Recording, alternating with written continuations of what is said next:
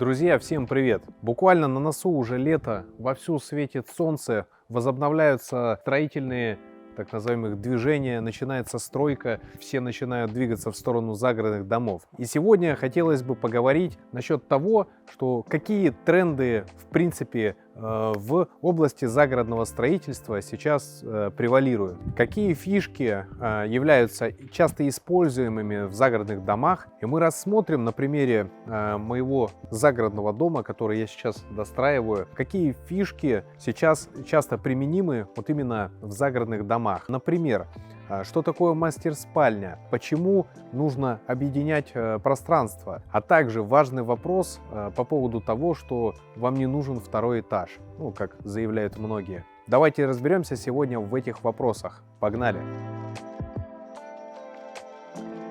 И, друзья, первый тренд, я везде слышу о нем, это тренд на умный дом. В буквальном смысле в загородных домах сейчас это, я бы даже назвал, как эпидемия. Особенно, скажу честно, на какую базу отдыха не приеду, глэмпинг, они их пихают буквально везде. Ты заходишь, Алиса, открой шторы, Алиса, включи свет, открой проектор. У них это уже буквально как норма, скажем так. На самом деле умный дом — это такая большая сфера, которая может включать в себя безопасность, например, датчики слежения, управление камерами, управление освещением, потому что это в буквальном смысле безопасность. Также тем самым, что умный дом может управлять водой, электричеством, ну и всеми вот этими коммунальными штуками, то в буквальном смысле может помочь экономить, скажем так, на этих вещах. На мой взгляд, самое интересное — это то, что если у вас есть умный дом и в нем используется искусственный интеллект, то он может буквально подстраиваться под вас. То есть, например, открывать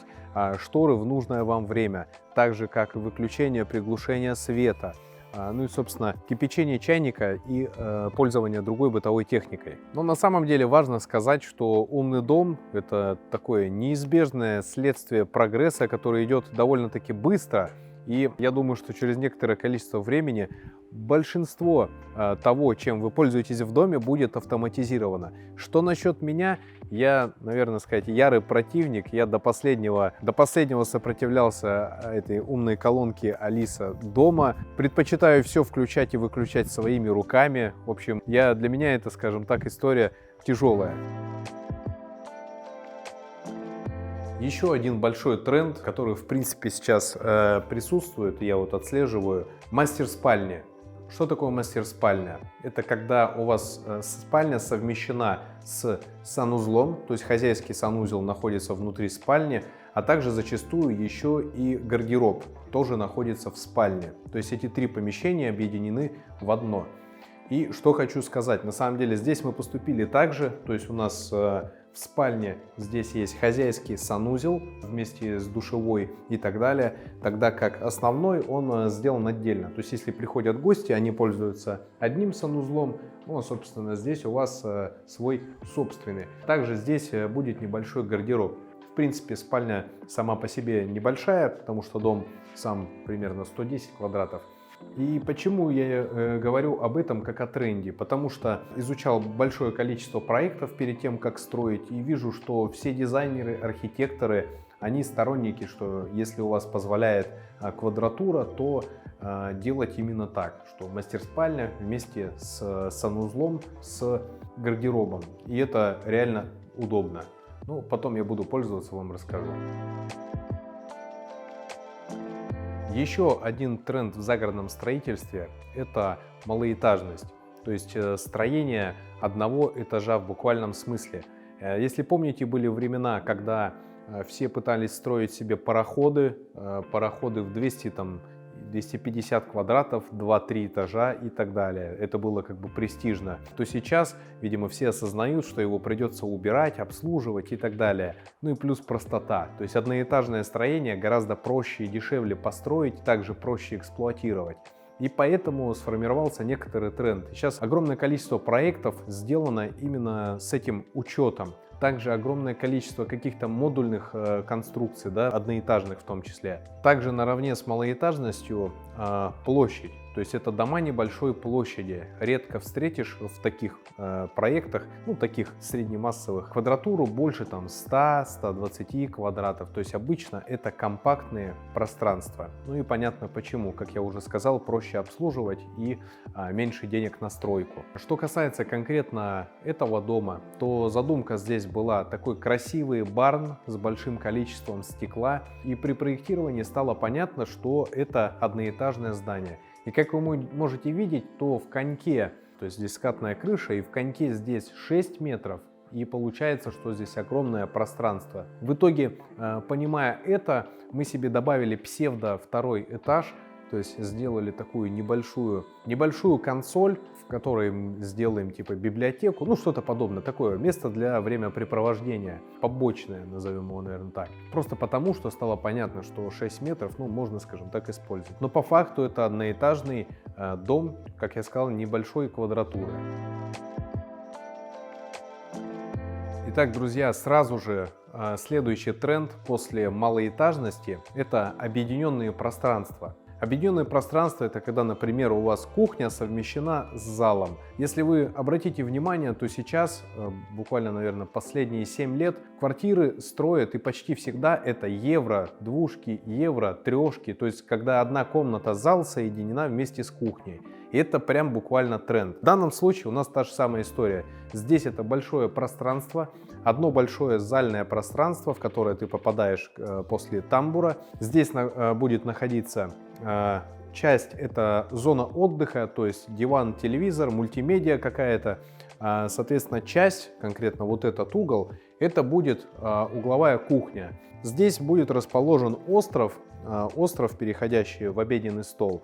То есть это пространство совмещено с зоной отдыха. Здесь мы, получается, проводим время, то есть кто-то действительно может отдыхать на диване здесь же, кто-то ужинает. И вот такое объединенное пространство создает ощущение, что вы вот постоянно находитесь здесь вместе. Конечно, можно сказать, что этот тренд может не всем быть удобен, то есть кому-то все-таки хочется, чтобы это была отдельная кухня. Но поговорим о плюсах.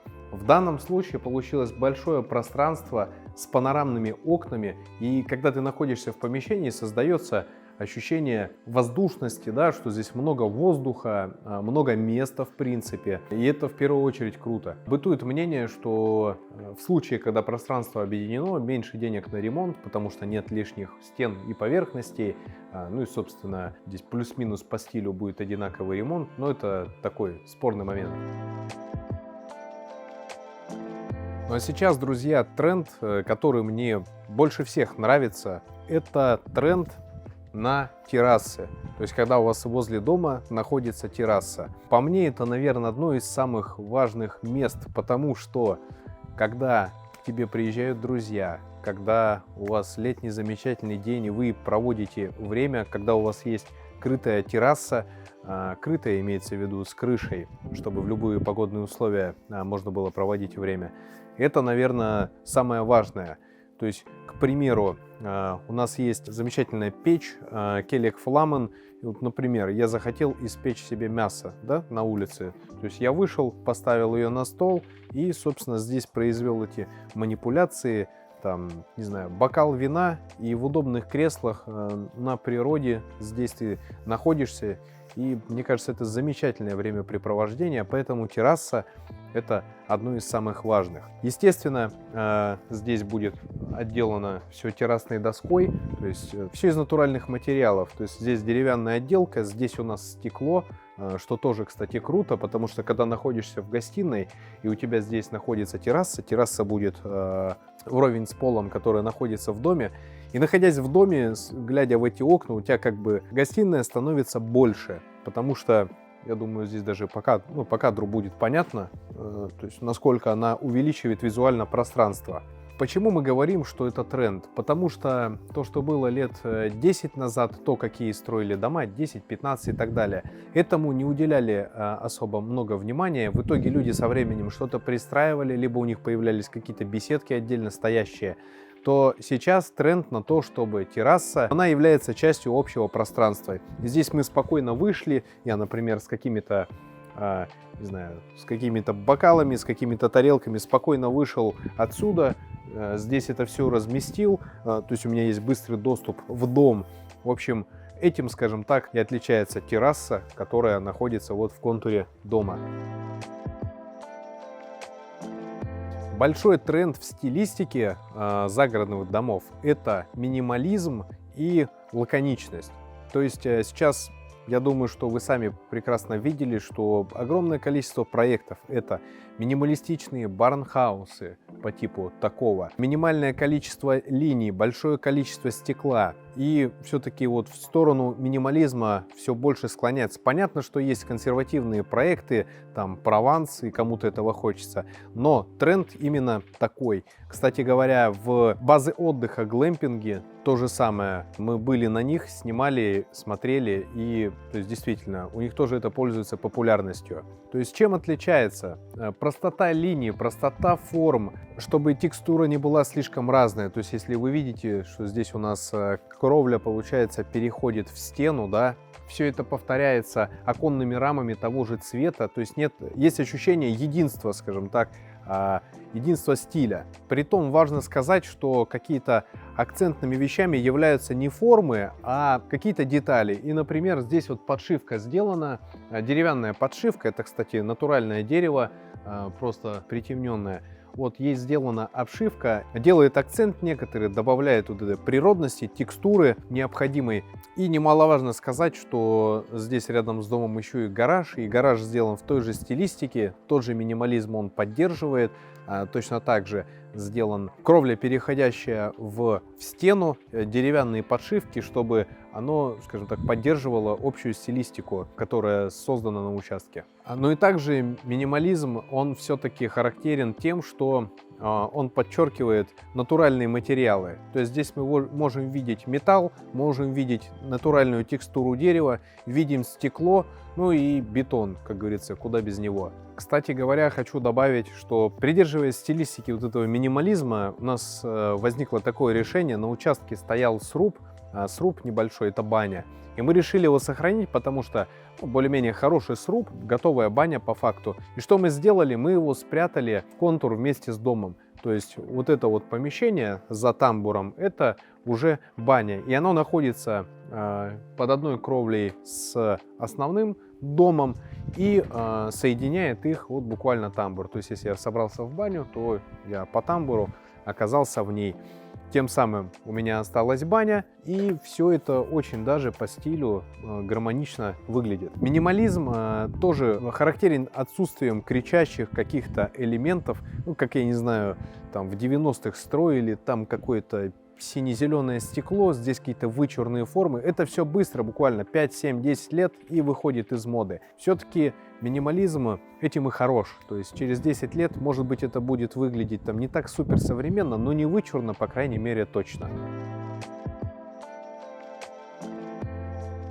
Глобальный тренд на экологичность и здоровье в целом касается и загородного строительства, загородных домов. То есть о чем я говорю? Это использование экологичных материалов. То есть это уже не какие-то там вредные материалы, утеплители. Стараются использовать дерево, камень, стекло, ну то есть материалы в том виде, в первозданном, скажем так, виде. Ну как пример здесь, если смотреть по дому, то деревянные фасады. То есть если заходишь в дом, то справа видишь шкаф, у которого деревянный фасад, который, кстати говоря, даже непонятно сразу, что шкаф. Отделка потолка тоже сделана деревом. Отделка на доме, откосы сделана деревом. Ну, это то, что касается, что есть здесь. Также можно обратить внимание, что много где используется просто сталь, ну, вот в своем виде как есть. То есть это ограждение без каких-то лишних элементов, просто нержавеющее, в том числе каменная, ну, правда, кирпичная, но можно сказать, что каменная стена. И если говорить, что касается здоровья, то здесь тоже своего рода тренд. То есть это обязательно здоровые процедуры, такие как баня, да? Здоровые процедуры, такие как купание в банном чане, в купели. Здесь, кстати говоря, тоже будет стоять купель, модель Байкал. Кстати говоря, мы уже ее здесь примеряли, и ролик у нас на YouTube. И в том же ролике мы немножко рассказали про то, каким образом интегрировали баню в один контур с домом. И, собственно, у меня тоже тут будет хватать таких здоровых процедур. Итак, друзья, мы коротко прошлись по трендам, которые сейчас существуют в строительстве загородных домов.